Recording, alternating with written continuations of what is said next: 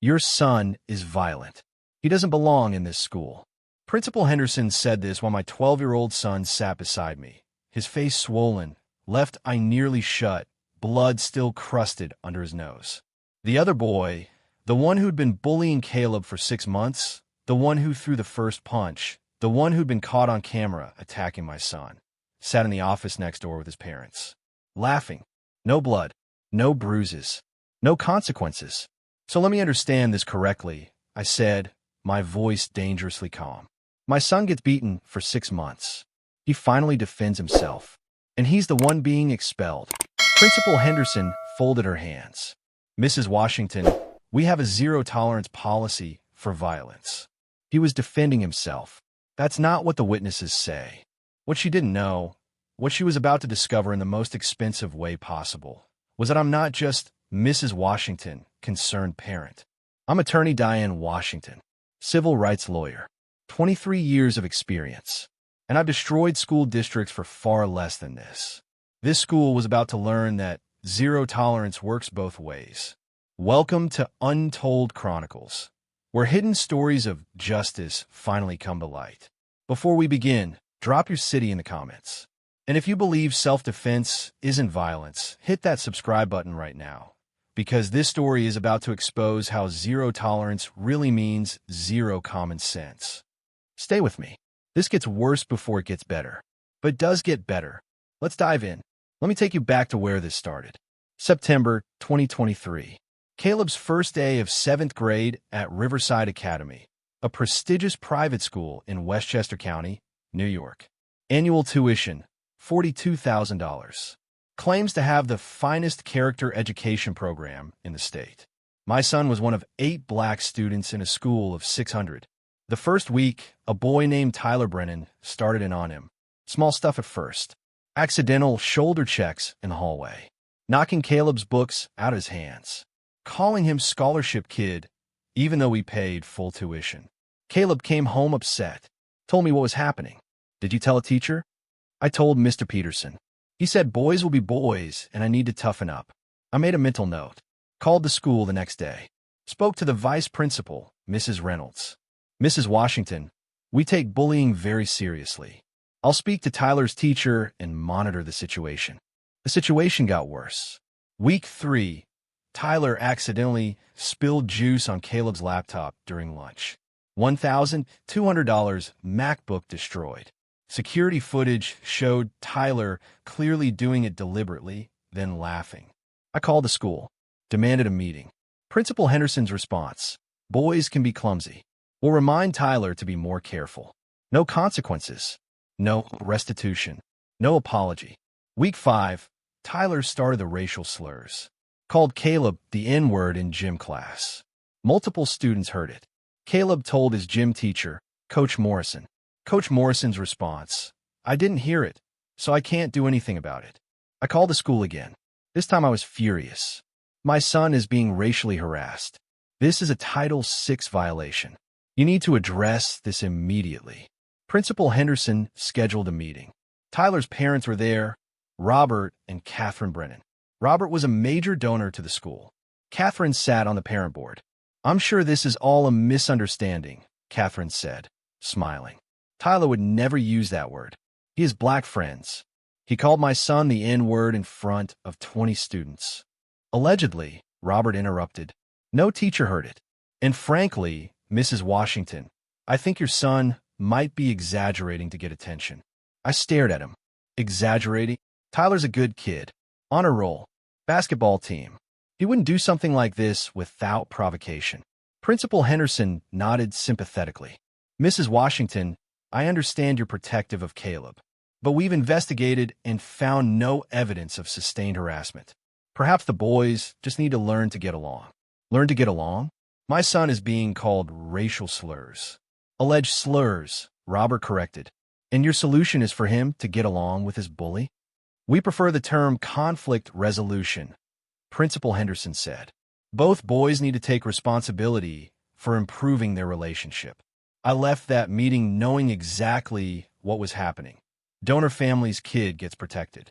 Scholarship kid, even though we weren't on scholarship, gets blamed. The bullying continued. October, Tyler started spreading rumors that Caleb was dangerous, that his family didn't belong here, that he was aggressive. November, Tyler convinced other boys to exclude Caleb from group projects, basketball games, study groups. My son ate lunch alone every day. Caleb's grades dropped. His confidence vanished. He started begging to switch schools. Just one more semester, I told him. I'm documenting everything. If it doesn't stop, we'll take action. December, Tyler escalated. Shoved Caleb into a locker. Hard enough to leave bruises. Destroyed Caleb's science project the day before it was due. Tripped him in the cafeteria, causing him to fall face first into his lunch tray. The entire cafeteria laughed. Each time, Caleb reported it. Each time, teachers said they didn't see it, or it was an accident, or a boy's roughhousing. Each time I called the school. Each time, I got the same response. We're monitoring the situation. But they weren't monitoring Tyler. They were monitoring Caleb, waiting for him to break, waiting for an excuse to get rid of the problem student. And on March 15th, 2024, they got their chance. March 15th, 2024, 11:47 a.m. Caleb was at his locker between classes. Tyler approached with 3 friends. Hey, scholarship, Tyler said loud enough for everyone to hear. Heard your dad's in jail. That's true. Caleb's father, my husband Marcus, is a cardiac surgeon at Mount Sinai. But Tyler didn't care about truth. Leave me alone, Caleb said quietly. What's wrong?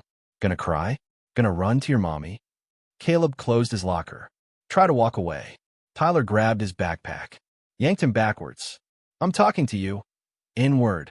Caleb froze. Every kid in the hallway heard it. No teacher in sight. Don't call me that. Why?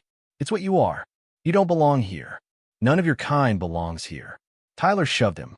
Hard. Caleb stumbled back into the lockers. The other boys laughed, pulled out their phones, started recording. Fight! Fight! Fight! Someone started chanting. Tyler shoved him again. Come on, show us how violent you people are. He threw a punch, caught Caleb in the face. Direct hit to his left eye. Caleb's head snapped back. He tasted blood. Tyler wound up for another punch. And Caleb finally fought back. One punch. That's all. A defensive reflex. Caught Tyler in the nose. Tyler went down. Started crying. Bleeding. Within seconds, teachers appeared. Were they 30 seconds ago? Nowhere. But now that Tyler was on the ground, 3 teachers materialized instantly. What happened?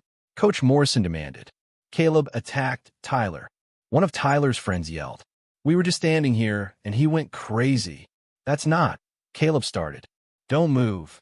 A teacher grabbed Caleb's arm. Rough. Like he was a criminal. Tyler sat on the floor, blood streaming from his nose, crying. He just attacked me. I was just talking, and he punched me. He called me the N-word. Caleb shouted.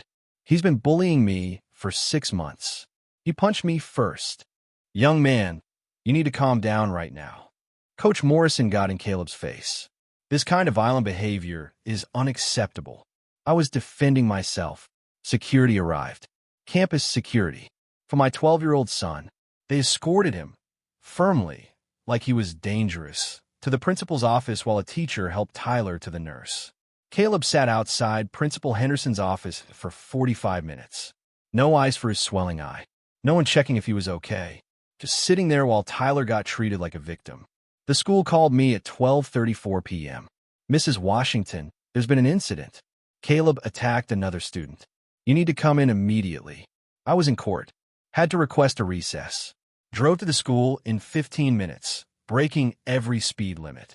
When I walked into that office and saw my son, face swollen, I nearly shut, blood crusted under his nose, sitting there like a criminal while Tyler sat next door laughing with his parents. Something in me snapped.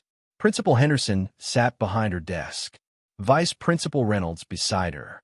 Coach Morrison standing by the door like I might try to escape. Tyler's parents, Robert and Catherine Brennan, sat in chairs already positioned in the room.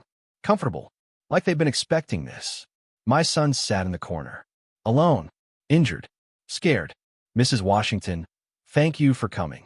What happened to my son's face? There was an altercation. Who hit him? Principal Henderson folded her hands. Both boys were involved in a physical confrontation. Who hit him first? Silence. Mrs. Washington, we're trying to have a productive conversation. My son's face is swollen. His eyes nearly shut. There's blood on his shirt. Someone attacked him. Who was it? Robert Brennan cleared his throat. According to witnesses, your son attacked Tyler unprovoked. Is that what Tyler said? That's what multiple witnesses confirmed. And where were these witnesses when Tyler spent 6 months bullying my son? Were they when Tyler used racial slurs? Were they when Tyler destroyed Caleb's property, pushed him, tripped him, isolated him? Principal Henderson's jaw tightened. Mrs. Washington, we've investigated all of your previous complaints and found nothing. Convenient. We found insufficient evidence to support allegations of sustained harassment. Because you didn't want to find evidence. Because Tyler's parents are donors and my son is expendable. Catherine Brennan gasped. How dare you? How dare I what? Point out that your son has been terrorizing mine for 6 months with 0 consequences? That he called my son the N-word in a hallway full of students? That he threw the first punch? Tyler would never. Tyler absolutely would. And did. And you protected him every single time. I turned to Principal Henderson. I want to see the security footage. There is no security footage. The hallway has cameras. I've seen them. That particular camera was malfunctioning. Of course it was. Fine. Then I want witness statements. Written. From every student who saw what happened. We've already collected statements. Let me guess. They all say Caleb attacked first. Principal Henderson slid a folder across the desk. 5 statements. All from Tyler's friends. All saying Caleb was aggressive and violent and attacked without warning. This is ridiculous. Mrs. Washington, your son struck another student. That's a fact. We have a zero-tolerance policy for violence. He was defending himself. That's not what the evidence shows. What about Tyler punching him first? What about 6 months of racial harassment?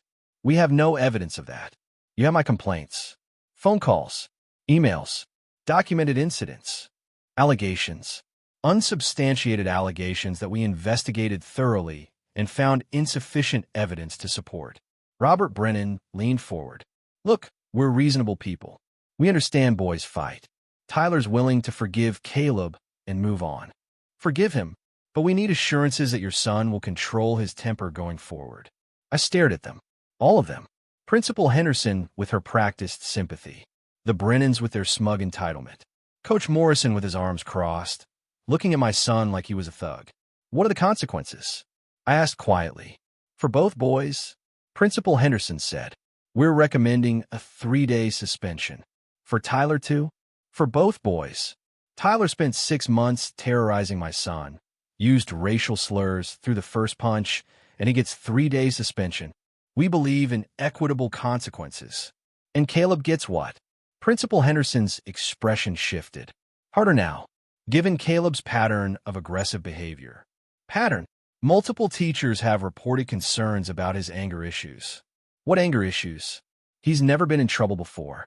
He's been increasingly isolated, withdrawn, defiant when confronted. Because he's been bullied. Mrs. Washington, I'm going to be direct with you. Principal Henderson's voice went cold. Your son is violent. Today's incident proves it. He doesn't belong in this school. The room went silent. What did you just say? Riverside Academy maintains the highest standards of conduct. We can't have violent students endangering others. He defended himself. He attacked another student. After being attacked, Mrs. Washington, she handed me a document. This is a notice of expulsion. Effective immediately. Caleb is no longer enrolled at Riverside Academy. I looked at the paper, looked at my son's swollen face, looked at Tyler's parents smiling smugly, and I made my decision. Principal Henderson, you just made the most expensive mistake of your career. Excuse me. I pulled out my business card, placed it on her desk. Diane Washington, ESQ Senior Partner, Civil Rights and Education, Law Washington and Associates. I'm not just a concerned parent. I'm a civil rights attorney specializing in educational discrimination, Title VI violations, and disability rights. I've litigated against school district from Boston to Los Angeles. The color drained from her face. You've documented 6 months of racial harassment. You've ignored multiple complaints. You failed to protect my son under Title VI of the Civil Rights Act. You've expelled a victim while protecting his attacker because of his parents' financial contributions. I picked up the expulsion notice. This document? This is evidence, and I'm going to use it to destroy this school.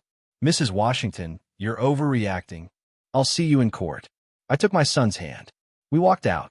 Behind me, I heard Robert Brennan mutter, "Let her try. No one's going to believe her." He was wrong. Here's what Principal Henderson didn't know. I've been documenting everything. Every phone call, recorded. New York is a one-party consent state. Every email, saved and backed up. Every text I sent to other parents, logged. Every injury on Caleb, photographed with timestamps.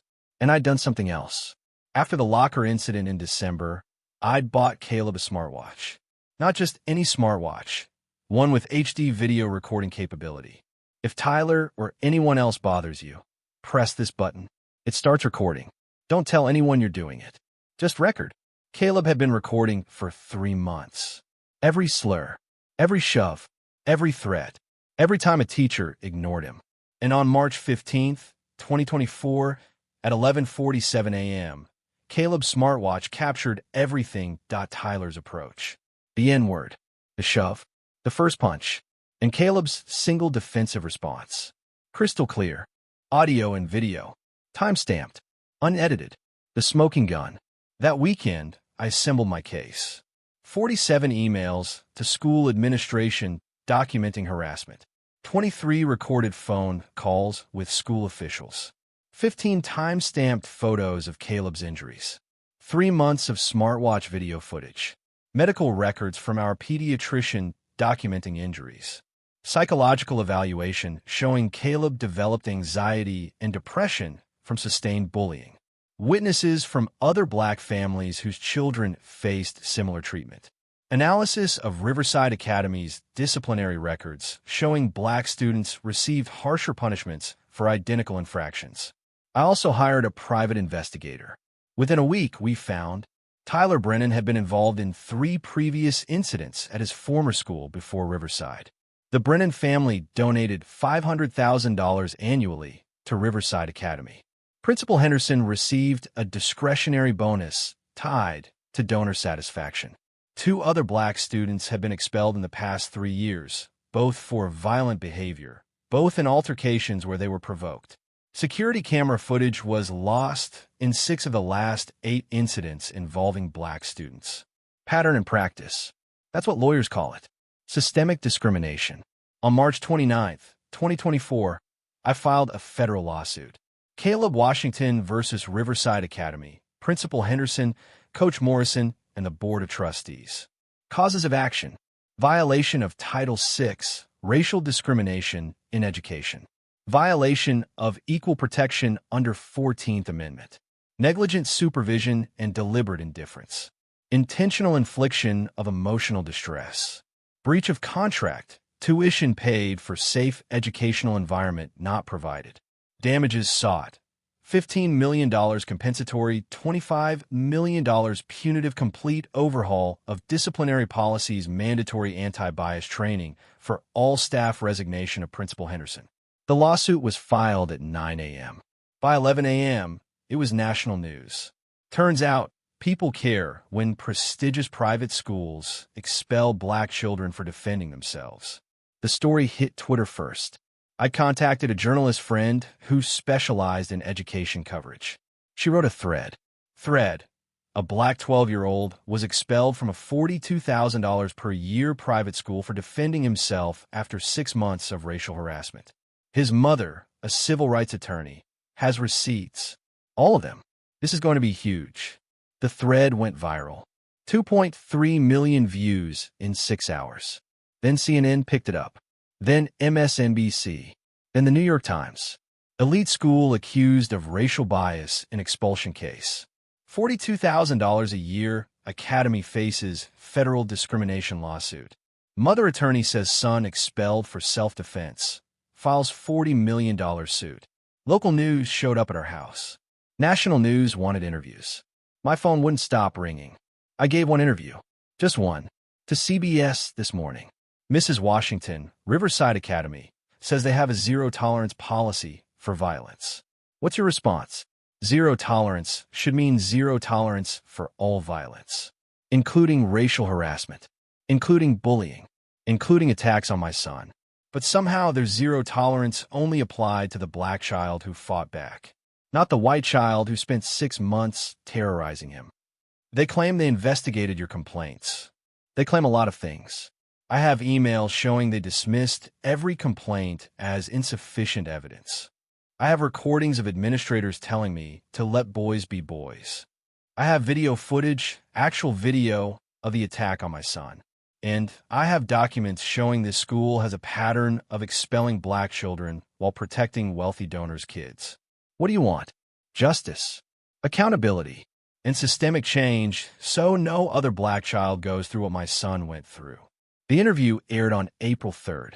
By April 5th, Riverside Academy was in crisis mode. 3 major donors pulled funding. The Board of Trustees called an emergency meeting. Parents started withdrawing their children. Current and former students started coming forward with their own stories of discrimination. And the school's lawyers called me. Mrs. Washington, we'd like to discuss settlement. No, we're prepared to offer reinstatement and a written apology. No, we could include tuition reimbursement. I don't want your money. I want a trial. I want every email read in court. I want every administrator questioned under oath. I want the world to see exactly what your school is. Mrs. Washington, be reasonable. I'm being extremely reasonable. Your school expelled a child for defending himself from a racist attack. There's video evidence. There's a paper trail. And there's a jury that's going to see all of it. Silence. We're not settling. See you in court. The trial began October 14th, 2024. Federal Courthouse. Judge Patricia Martinez presiding. 12 jurors, diverse, working class, nothing like the wealthy families of Riverside Academy. The school brought in a white shoe law firm. 4 attorneys. Thousands of billable hours. I represented my own son, with my partner Michael Chin assisting.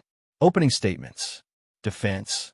This is a case about a mother who can't accept that her son violated school policy. Riverside Academy has clear rules. Rules that apply to all students equally. When Caleb Washington punched another student, the school had no choice but to enforce those rules. Me, this is a case about a school that protected a bully because his parents donated money and expelled a victim because he was black. For 6 months, my son endured racial slurs, physical attacks, and deliberate isolation. The school ignored every complaint. And when he finally defended himself, after being punched first, they expelled him within hours. You're going to see video of the attack. You're going to see evidence of systemic bias. And you're going to see that zero tolerance at Riverside Academy really means zero accountability for wealthy white students. We played the Smartwatch footage. The courtroom went silent as Tyler's voice filled the space. Hey, scholarship. Heard your dad's in jail. What's wrong? Gonna cry? I'm talking to you. N-word. Come on, show us how violent you people are. Then the punch. Tyler's fist hitting Caleb's face. Then Caleb's single defensive response. 3 jurors were visibly angry. One was crying. We called witnesses. Dr. Jennifer Adams, child psychologist. Caleb exhibits classic symptoms of sustained trauma from bullying, anxiety, depression, social withdrawal. His response on March 15th was a defensive reflex after months of abuse. Former Riverside student Marcus Thompson, now 17, black, I was expelled 3 years ago for starting a fight. Truth is, I was jumped by 3 white students. I fought back. They all got detention. I got expelled. Same as Caleb, technology expert reviewing security footage. 7 of the 8 cameras covering that hallway were functioning perfectly on March 15th. Only the camera directly above Caleb's locker mysteriously malfunctioned. The footage deletion was manual, not automatic. Riverside's own disciplinary records: black students, 8% of student body, 47% of suspensions, 72% of expulsions, Then I called Principal Henderson. I questioned her for 4 hours. Principal Henderson, how many complaints did I file about Tyler Brennan harassing my son? I'd have to check. 17. I filed 17 formal complaints. In 6 months. Do you remember any of them? I remember we investigated. You found insufficient evidence every time, even when multiple students witnessed the harassment. Even when there were injuries. Insufficient evidence. Why? We conduct thorough investigations. Did you know Tyler Brennan had 3 violent incidents at his previous school? That information is confidential. Did you know his family donates $500,000 annually to Riverside? Our donors' contributions don't influence. Did you receive a bonus tied to donor satisfaction? Her lawyer objected. Judge overruled. Answer the question, Principal Henderson. I receive performance-based compensation, including donor retention metrics? Yes. So if you expelled a major donor's son, your bonus would be affected? That's not. Yes or no? Technically yes, but no further questions. The defense tried to rehabilitate her. Failed. They called Tyler to testify.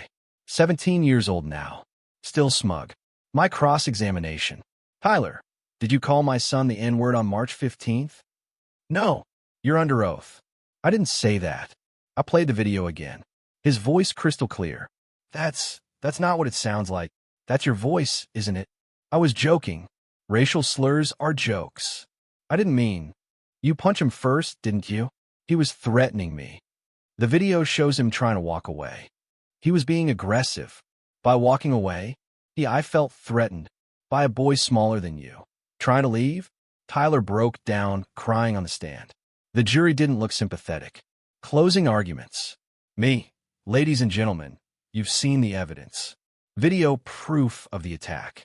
Documentary proof of 6 months of ignored complaints. Statistical proof of discriminatory disciplinary practices. Riverside Academy didn't just fail my son. They failed every black child in that school. They created a system where wealthy white students can harass, assault, and demean their black classmates and face no consequences, while black students who dare to defend themselves are expelled. This isn't education. This is institutionalized racism, and it needs to end. The jury deliberated for 3 hours. Verdict: liable on all counts. Damages: $8 million compensatory, emotional distress, future therapy, educational disruption. $17 million punitive to punish and deter similar conduct. Total, $25 million. Plus injunctive relief. Principal Henderson, terminated. Coach Morrison, terminated. Complete overhaul of disciplinary policies. Federal monitor for 5 years. Mandatory anti-bias training for all staff. Anonymous reporting system for discrimination. Tyler Brennan, expelled. The courtroom erupted. Robert and Catherine Brennan looked devastated. Principal Henderson was in tears. I held my son's hand. Did we win? Caleb whispered. We won. The verdict made national news. $25 million verdict against elite school in racial discrimination case. Jury finds Riverside Academy violated black students' civil rights. Mother attorney wins landmark case after son expelled for self-defense. Within a week, Riverside Academy's enrollment dropped 40%. 3 board members resigned. The school issued a public apology. They established a $5 million fund for anti-racism initiatives. Tyler Brennan was quietly enrolled in a different private school. I heard his parents divorced. The stress of the trial and public shame destroyed their marriage. Caleb? We enrolled him in a different school. A place where he's thriving, where he has friends, where teachers actually protect students instead of donors. He's on the honor roll now. Joined robotics team. Smiles again. And I used the settlement money to establish the Washington Education Justice Foundation. We provide free legal representation to families whose children face discrimination in schools. In the first year, we've helped 47 families. 131 cases. Change policies in 12 school districts. Because what happened to Caleb happens every day.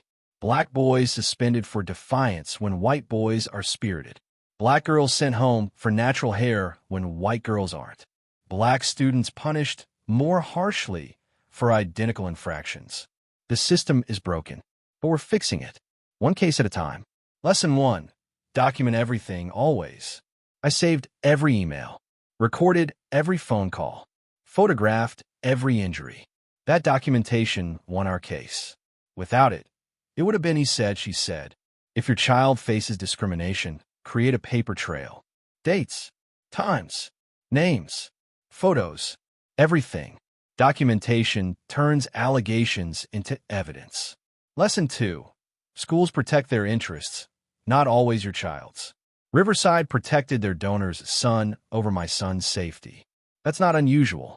Schools are institutions with financial pressures, political concerns, and priorities that may not align with your child's well-being.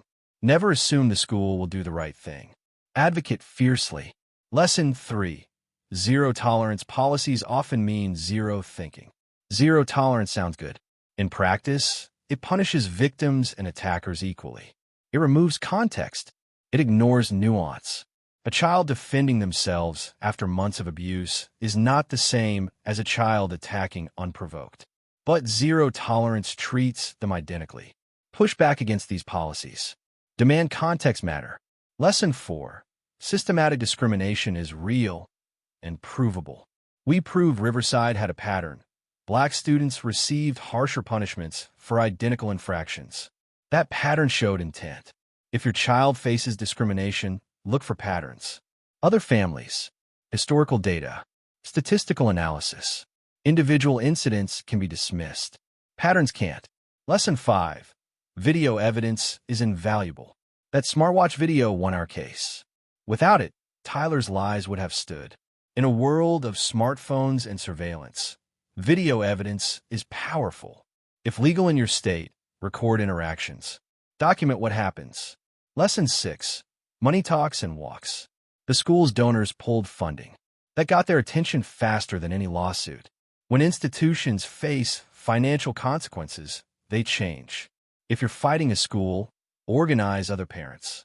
Publicize the issue. Make it expensive for them to maintain the status quo. Lesson 7.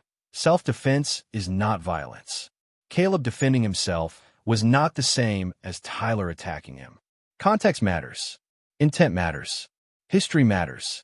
Teach your children. Defending yourself is not wrong. Being attacked and protecting yourself is not violence. It's survival. And if a school punishes your child for surviving, fight back. Lesson 8. Your voice matters, especially when you use it loudly. I could have accepted the expulsion. Could have quietly moved Caleb to another school. Could have avoided the fight. But silence enables injustice. I fought. Publicly. Loudly. And it changed not just Caleb's situation, but potentially thousands of other children's. When you witness injustice, speak. Even when, especially when, it's uncomfortable. This is Untold Chronicles, where hidden stories of justice finally come to light. If this story moved you, hit that like button. Subscribe for daily stories of accountability and justice. Comment. Have you or your child faced discrimination in school? Share your story below. And share this video. Every parent needs to know you don't have to accept injustice. You can fight. You can win. Principal Henderson thought I was just an angry parent. Tyler thought he could bully my son without consequences. Riverside Academy thought they could protect donors over students. They were all wrong. My son learned that defending yourself isn't violence, it's courage. He learned that speaking up matters. He learned that justice is possible, even when the system is rigged against you. And he learned that his mother will fight for him. Always. That's the lesson I hope you take from this. Your child is worth fighting for. Every single time. I'll see you in the next Chronicle.